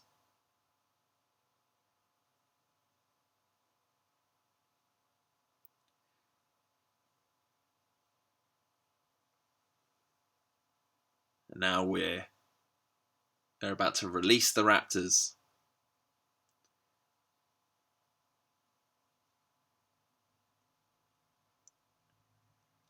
And it's cool because ever since the first trailer dropped, you know, Chris Pratt's character Owen riding on the motorcycle alongside the raptors has sort of been cemented as the iconic image of this movie. And because it's also for some fans a very controversial image. I think they nailed it. I think they got that. They hit the nail on the head. And because this scene wasn't so early on in the movie, they could really sell it to us. And obviously the events that happen just after they ride out with them, where everything all goes belly up, I think it works well. It's not literally him riding into battle and they jump on the Indominus and kill it. Like, there is a much more complicated than that. Because in the grand scheme of things, all they achieve in this mission really is, riding out with the raptors and not having the raptors just suddenly turn and kill them. But, people's dogs, they take them on walks, and, you hear stories of sometimes if something goes wrong with the dog and it doesn't like something, or a horse or anything, like it can, turn on its owner. And why the raptors are the ones that are, used in this sort of light in the movies is because they are the most intelligent group of animals, the pack hunters, and that's what makes them interesting as, not only as a threat to our main characters in a way, but like as dinosaur characters in the film series. We've seen them evolve over a period of time, and I think, as Colin said in many interviews, he said that, like, through the course of this movie, we see them take the next step into our relationship with these animals, and this is that very scene, and that's what it's all built up to, is this this scene, and obviously, like, the relationship, we think, as Vic Hoskins thinks, it's going well, but then all of a sudden, actually, no, it's not, and it's not the relationship we thought it was. As I said earlier, it's the be careful what you wish for scenario. Here comes L. Indominus. Instantly just starts talking to him.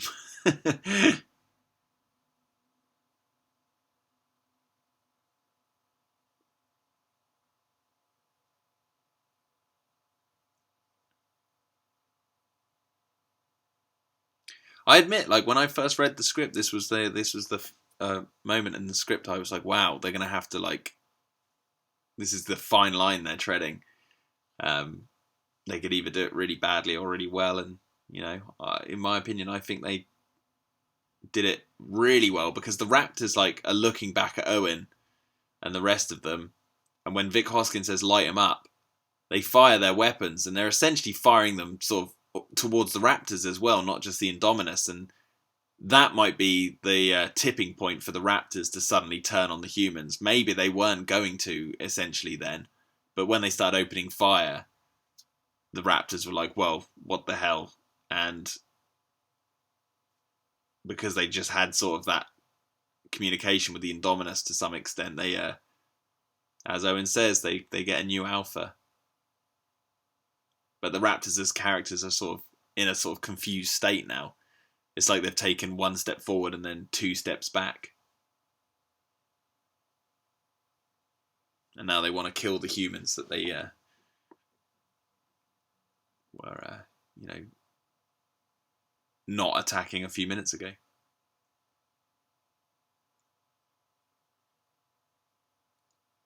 And as Bam Sam says, this scene is just so awesome. It's just so cool. Like, obviously, it's like, scenes we've seen in other films like Aliens and Predator 2 and all that sort of stuff, but we haven't seen it in a Jurassic Park film yet, this sort of scene, and I think they did it really well. And obviously it also reminds us fans of, like, one of the opening of the Raptor levels on the Lost World video game on PlayStation 1 that had a head cam on an InGen soldier that ended up pretty much like what one of those head cams were. Now we see Charlie get blown up by a rocket launcher, which is kind of like in the first novel by Michael Crichton, where Muldoon shoots a rocket launcher at a raptor, blowing it up.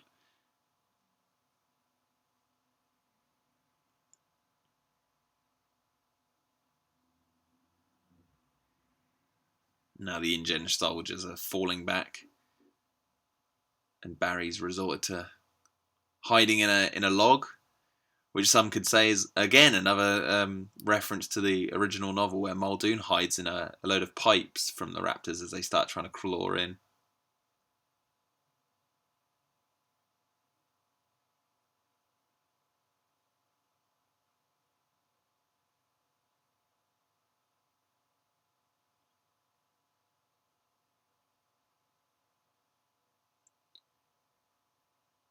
You can see the monitors there. Charlie's is all black and the rest of the raptors are all regrouping.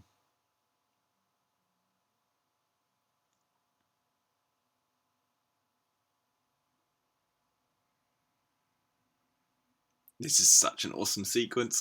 So the hand comes on the glass, and I love that shot of like the bloodied hand on the window with Claire screaming behind it, and then this shot where the guy says they're coming and the raptor just instantly jumps on him and starts eating him. And the foggy, sort of dark forest at night with this vet vehicle like on this road being attacked by the raptors. This is such an awesome sequence.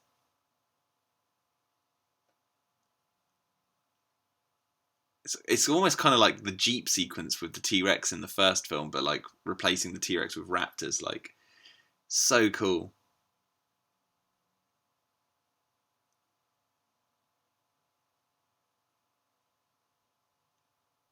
The boys start to sort of use makeshift weapons and projectiles from the back. Cool. I do believe that was either Echo. I think that was Echo who was or Delta was taken out by the truck. Sort of got squashed a little bit in between the tree and the vet van. Not enough to kill it, but just enough to stun it. It might have been Echo actually, because I think this one's Delta. He's just been tasered out of the back of the truck there.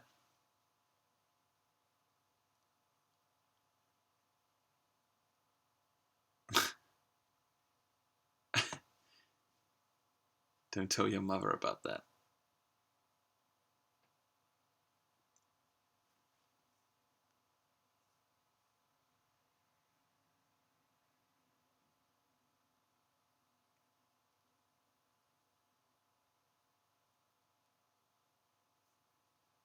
So Larry's now calling the chopper for their rescue. We can see a little sign there that says research. As Delta and Echo make their way into the bushes after the Indominus calls them. I love the music in this scene. It reminds me of The Lost World. The little sort of... I'm going to say conga drum. I think it's a conga drum being played. Very jungly.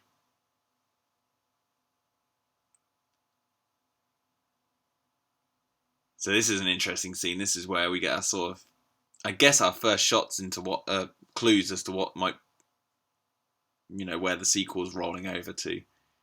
Vic Hoskins and Wu have made a deal, but we have no idea what that deal was, and we've yet to find out. But it's cool that this film kind of has a closed ending anyway, like the original one. Like, so they did never make another one. It does have a closed ending, so there's no loss in a way. But then again, who knows what's going to happen in the sequel? So Larry looks at the screens just then and sees that Owen, Claire, and the kids are still a little way off, so someone needs to wait for them before getting on the chopper. And obviously in a heroic dash, he tries to kiss his fair maiden that he has his eyes on, but she's already taken for because, that's life for you, Larry. Or Lowry.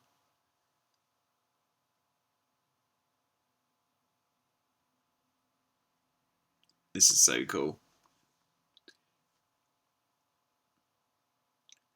So Wu and the assets are going to a secure location. And to me, secure location just spells dark corridors and raptors. But That's just me. That's just my guess.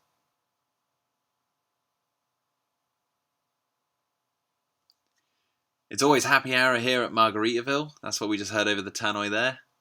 And then think you hear something else quite interesting, but whether they'll put it up in the subtitles so I can remember it, I don't know.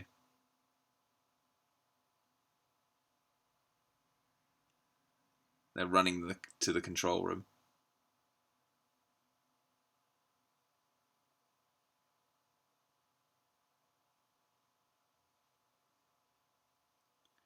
Then Claire, as we see here, she's getting distracted by the fact that the labs have all been completely emptied. Something that I'm guessing she didn't authorize, so that's why she's like, they've evacuated the labs. Like, I thought they were just going to be getting the, I was going to say the tourists out there because they could lock themselves in there where the Indominus couldn't get them, but it's all going too quick for them. So she's like looking at his strange secret lab that she didn't know about.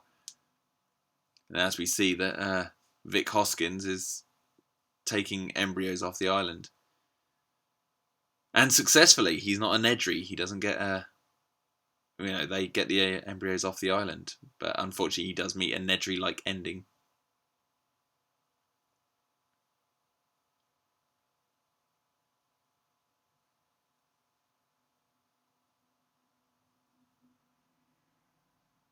See, Vic Hoskins is giving his old sales pitch to them. And it's like he's selling it to us, the audience, one last time.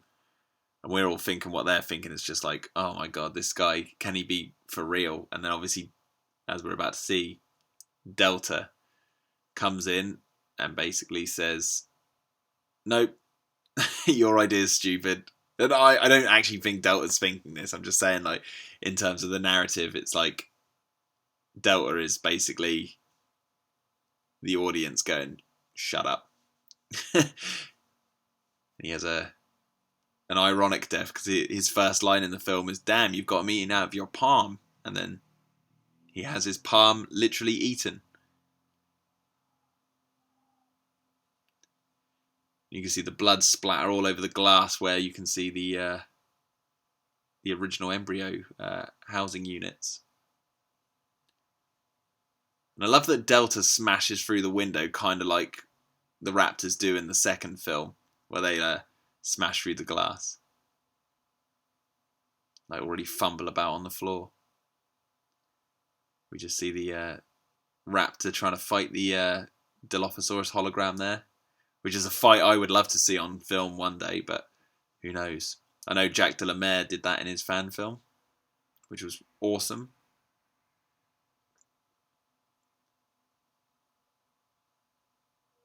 You've got Blue has turned up and the Raptors are closing in on the old humans there. The effects on Blue's head there are just insane.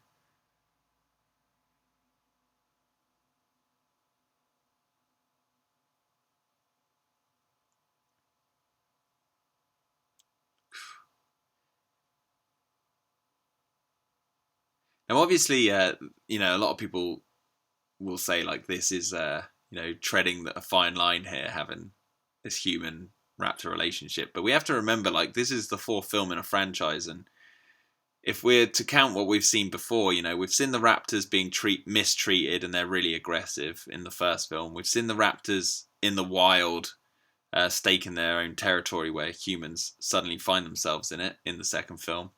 In the third film, we have a human trying to, essentially, as stupid as this sounds, trying to communicate with the raptors via speaking like them through a 3D printed vocalization chamber. So essentially, it's a story about Grant actually talking to the raptors that he feared were talking from the beginning. And then in this film, it's a relationship based on mutual respect where you don't need to actually talk to them, to actually understand each other. To some extent, obviously. It's not like they're going to go to that Starbucks in the background and have a coffee together. I have a pretty good relationship with my pets. I've got my cat right next to me, TC, right now, and he follows me everywhere. He feels like a little family member. Anyway, I'm talking over this awesome scene, this Raptor on Indominus fight. It's just so kick-ass. The music is probably my favourite score on the soundtrack, this bit, called Costa Rican Standoff.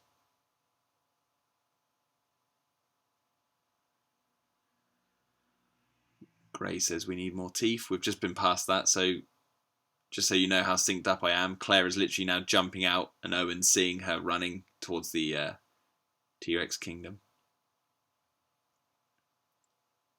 This is just so cool. Owen's just fighting the fighting the Indominus with his raptors. It's sort of like if Vic Hoskins saw this, he would be proud. But Owen's only doing this because pretty much he literally has no choice. And even then, as we've just seen, it's not going right. The Indominus is literally just decimating everything it comes across.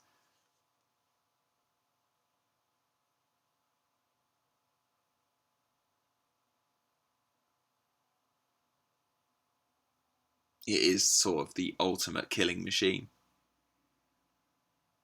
Some people might argue, why did they breed it? But, you know, as we found out, they didn't know or what they were getting themselves into. A lot of mistakes were made, just like we've seen before, but sort of from a different angle. But anyway, we're about to see why we all go and see these movies. And my theory is she's been led to sort of be close to this door because of all the noise. The door slowly opening, and that T-Rex kingdom isn't that large.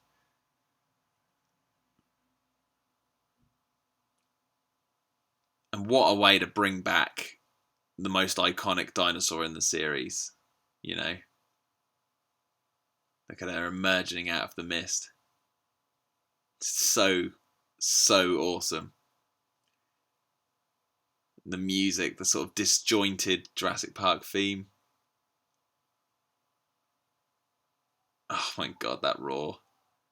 And I liked that they used a lot of roars from The Lost World because, you know, she does sound older with those sort of more gruff type roars. Because this is an old T-Rex we're seeing here. And that's kind of something we haven't seen in the series before. It's like a really old animal.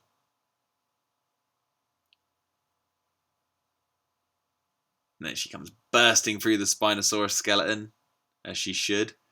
And the showdown is about to commence between these two Goliath animals.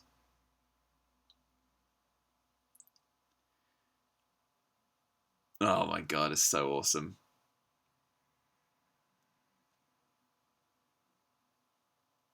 This is my favourite sequence in the entire film. I love this shot here. So we see Claire on the floor. The camera pans up. And you see the T-Rex like grabbing onto the Indominus's neck and shaking it like a dog, you know, with a chew toy. And then the Indominus starts using its arms.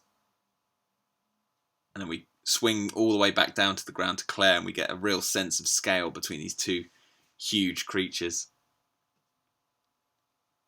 The Indominus, walking on all fours, drags it and smashes the T-Rex's head through the side of the Jurassic traders there. And there we go. So Claire just said run. That brings the film sort of full circle in a way. That if something chases you, run kind of thing. T-Rex roar is awesome there. Just bellowing out into the night. The Indominus about to make its final blow, but you know, you've got one iconic dinosaur, and here's the other one, the Raptor, with the Lost World theme playing over it. And here we go. This long shot, which is made up of several shots, as we track the fight down Main Street of outside the Innovation Center as the T-Rex and Indominus battle it out.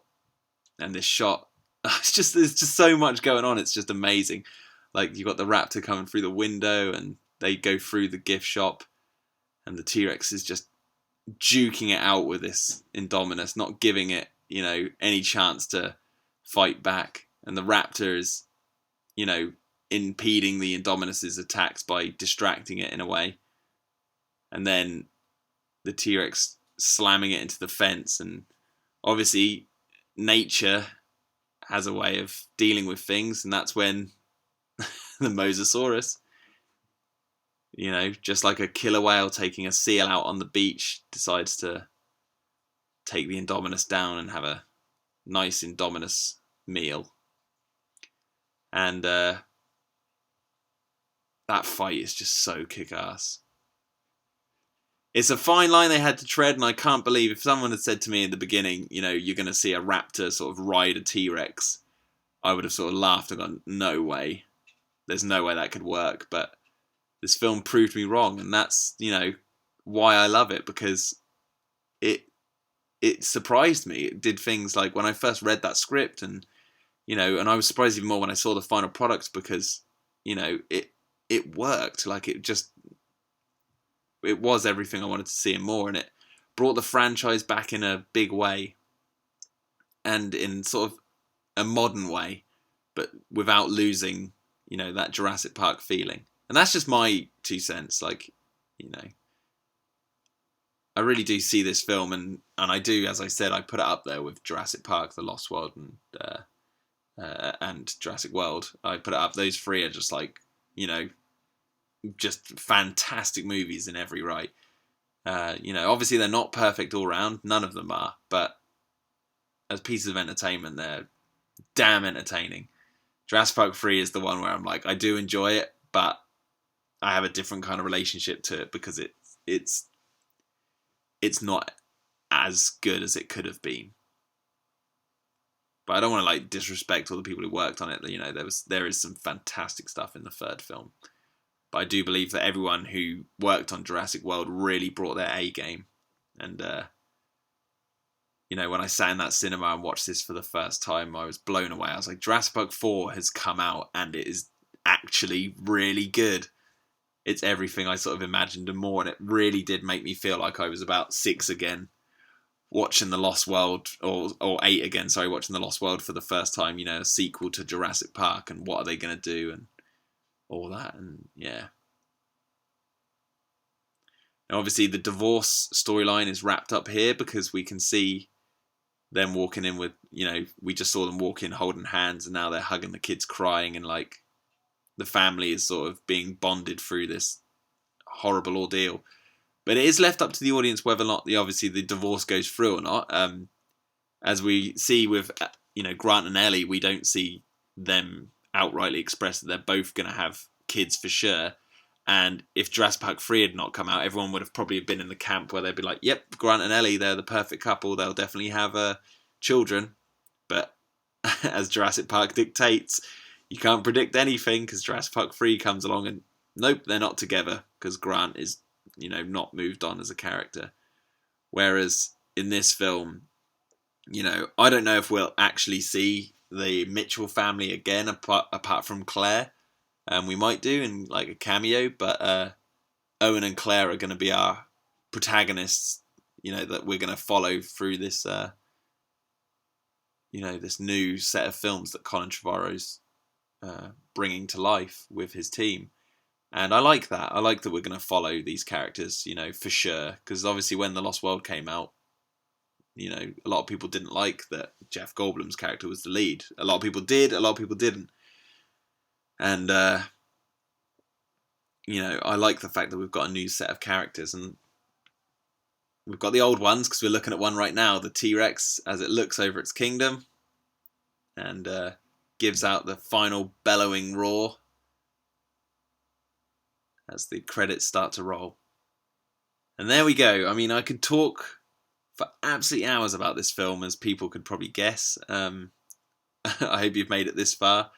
Jurassic World, fantastic film. Very, very chuffed with it, the way it's turned out. And, I'm very thankful that I had the privilege to sort of help with the world building of this film, and, looking to continue it. So, so leave your comments under this video. What do you think about Jurassic World? What did you think about what I talked about? Was I just a crazy, nerdy loony just talking about crap for 2 hours? Or did it make some sense? That's for you to decide, because I don't know. But yeah, give this video a like, and follow me on Twitter at Jack_Ewins. And yeah, so have a great day, guys.